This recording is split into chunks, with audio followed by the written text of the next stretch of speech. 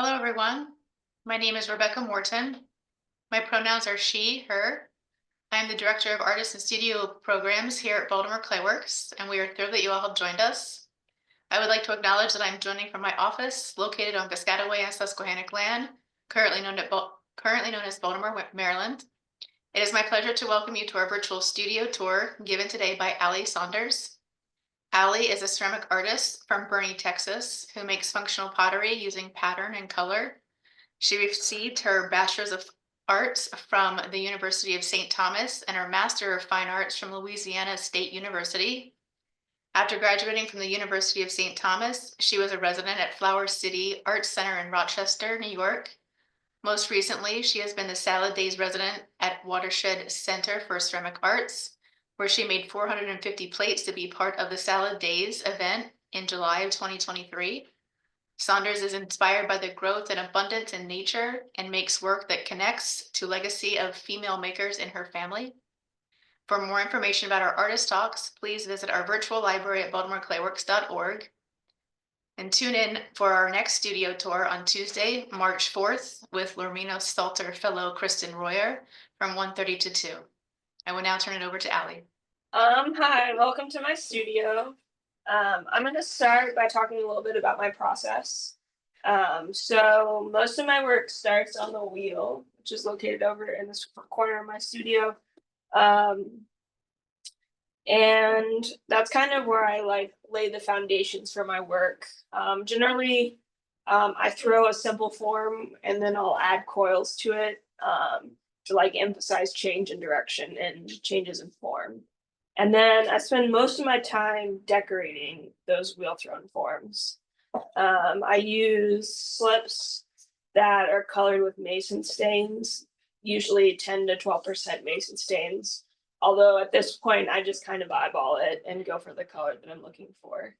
Um, and then I have a laser cutter in my studio. It's off camera, but I use that laser cutter to cut out stencils for patterns that I'm interested in. So I don't know if you can see that, but that's a stencil. And so those are all designed in Adobe Illustrator, and then I cut them with the laser cutter.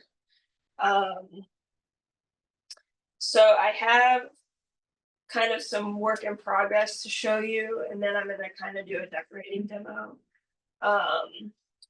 So these are some tumblers that were thrown on the wheel, and then if you can see this area here, I added a coil to it to emphasize this change in direction.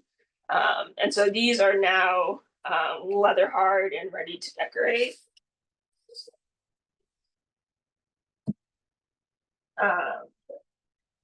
And so I'll kind of split this form up into different sections. And I know I'm going to do this bottom section last.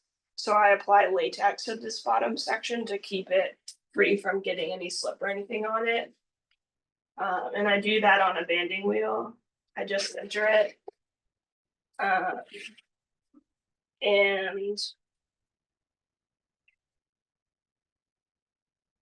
we'll brush on some latex. I think there's often a question of why I use latex instead of wax. They both kind of do the same thing, but with latex, anything that's on it gets pulled off. And if you use wax, you kind of have to wipe that away with a sponge, and sometimes you damage the pattern near it. So I just think latex is a little bit cleaner. And so then I have some other ones that are a little bit further down the process. So this is one where the latex has already dried. And I'm going to do 3 patterns on this. So the first thing I'll do is split it up into 3 with one of these. I don't know what this is called. Decorating disc.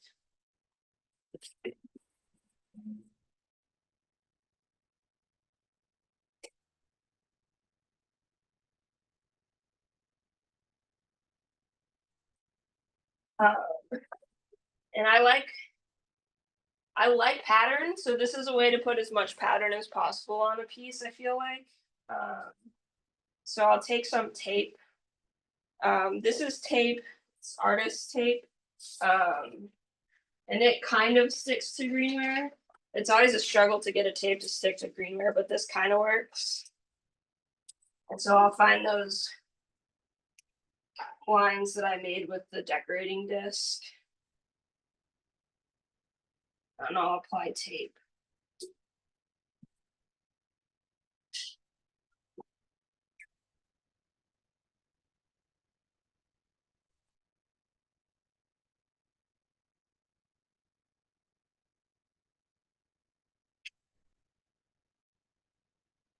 And then I'm ready to start applying some slip. So I think I'm gonna start with like a light blue color.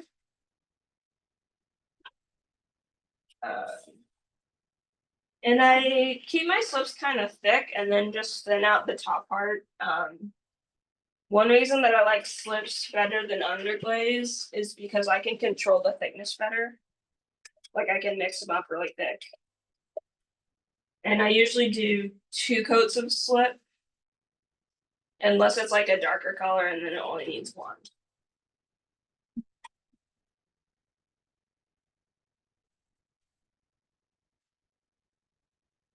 So yeah, I'll let that dry and then I'll add another coat. And then I have one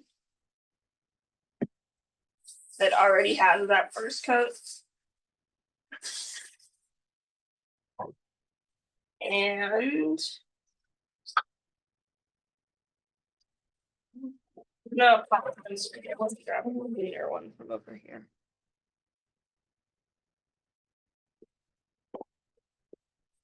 Sometimes the stencils at the very bottom don't get cut as well, so I was just looking for one that's already cut that I don't have to like weed out the pieces.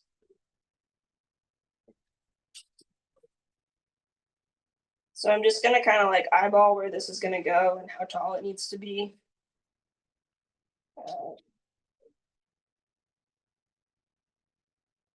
And then I'll cut some of the extra off.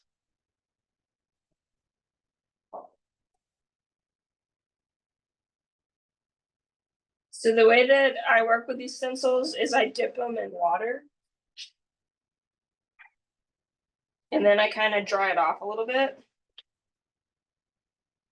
And then I put it on the piece.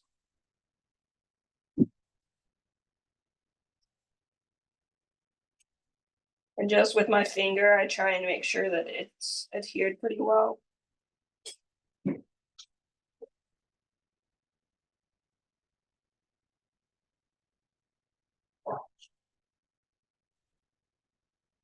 And then I'll go over it with a damp sponge just to make sure it's on there good.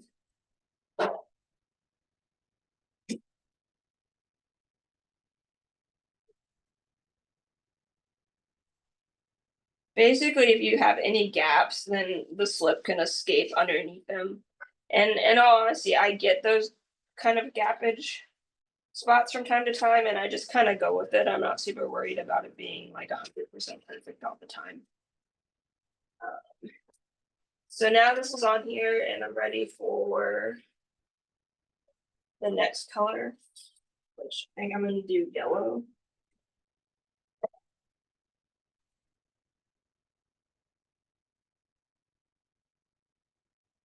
And again, it's just a little bit thick, so I'm going to add a little bit of moisture.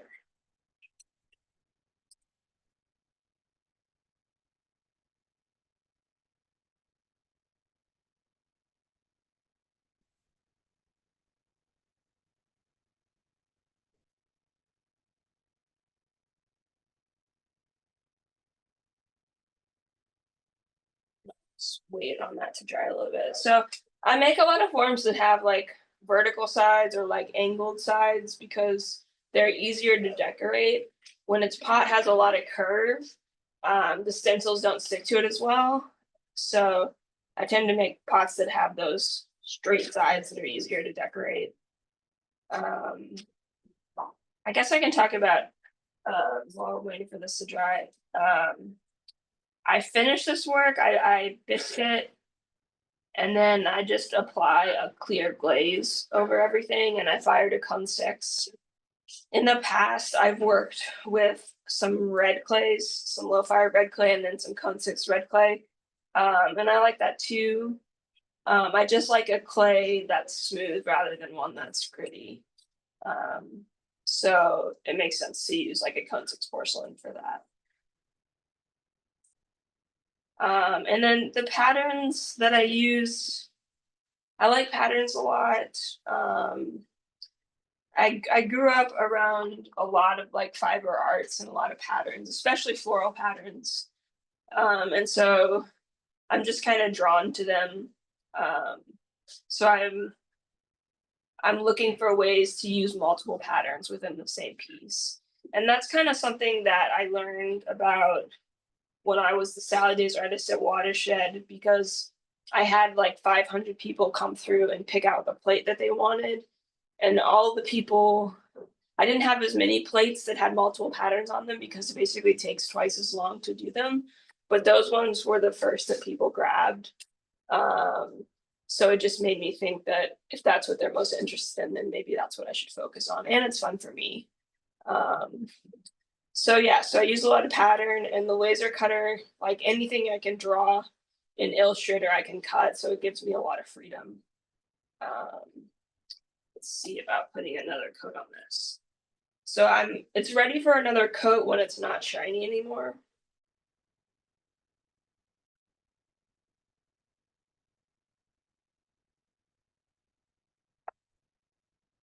And then I'll just wait a little bit longer to peel that off.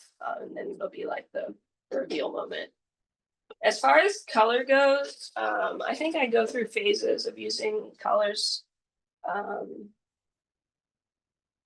like more than in another phase. I'm not really good. Like I think color is something really hard to talk about, and there's like a very intellectualized way to talk about color, and I struggle with that way a lot. So for me, color is mostly like guess and check and see what works out. Um, and just I feel like when I'm making pots, I try to either half of them or a third of them, I try to like experiment with something new on, so that I'm kind of going forward rather than making the same work over and over again.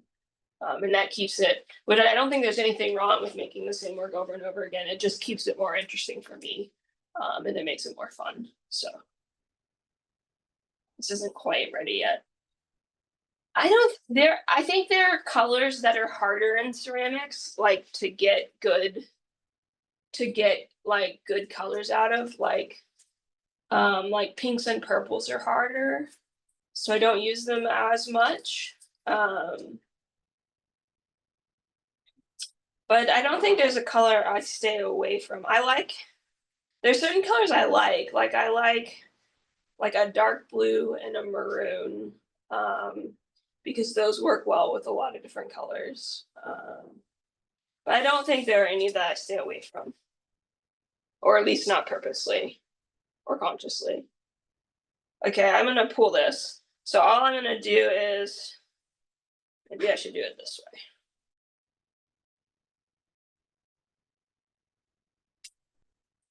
I don't know if y'all can see that. Probably not. Maybe I'll get this.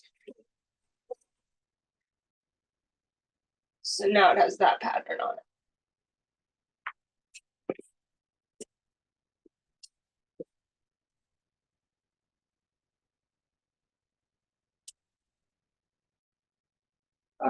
I guess I can. So that's kind of like my demo. I don't have a whole bunch else to show, but I did want to show some finished work. Um, so here's like a set of mugs.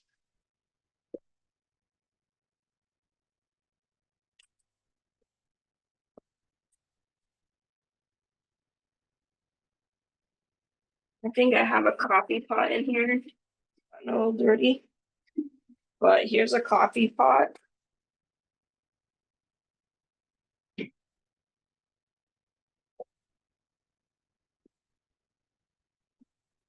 And then I have some jars over here.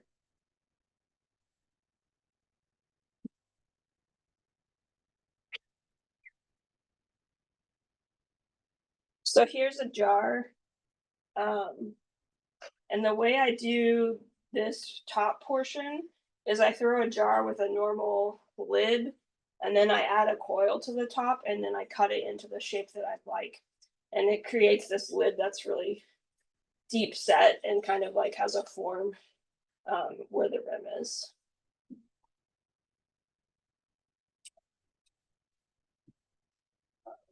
And here's one more jar that's done the same way.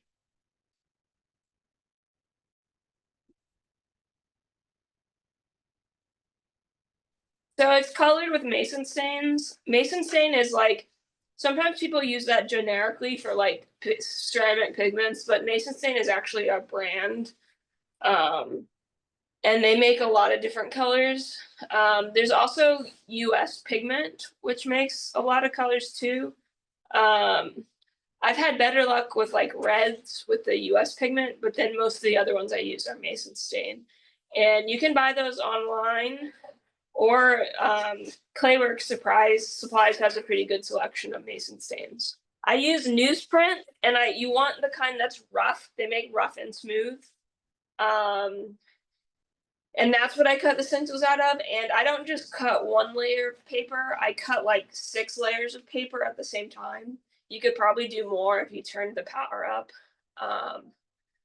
And I just buy it like in the big kind of like tablet form, but you can also order a roll of it online.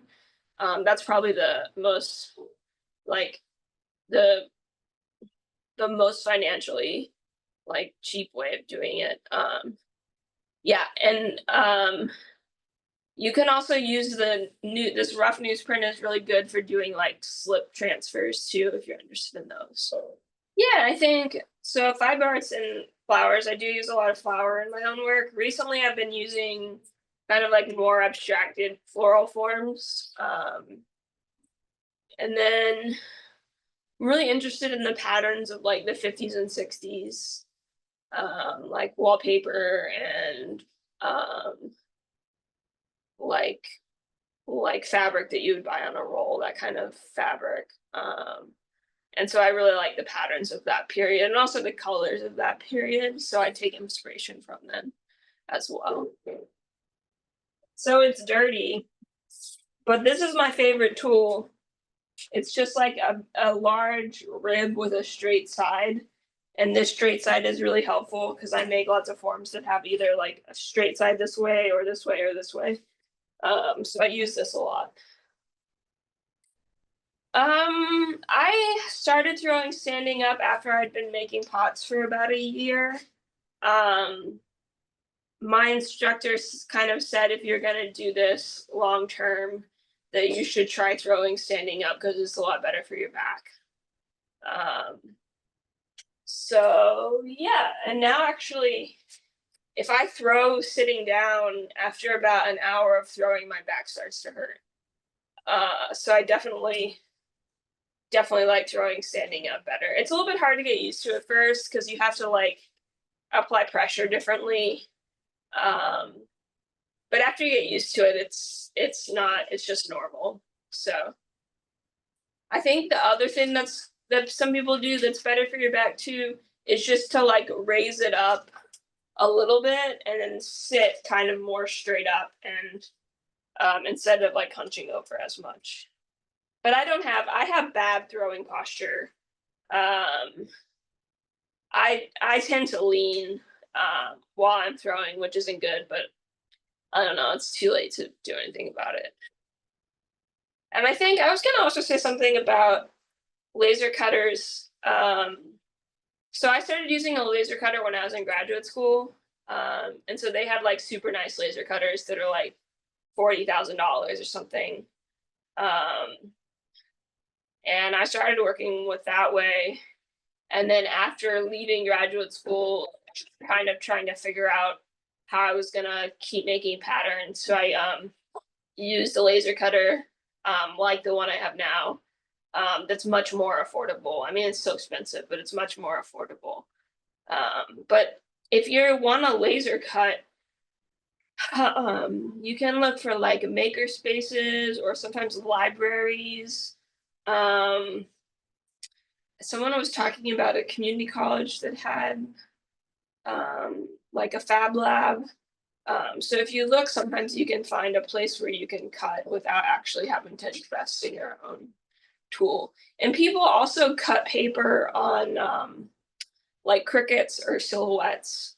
I haven't really done that, but I know that it's done, and those are a lot more affordable. So yeah, so I'm not that sophisticated.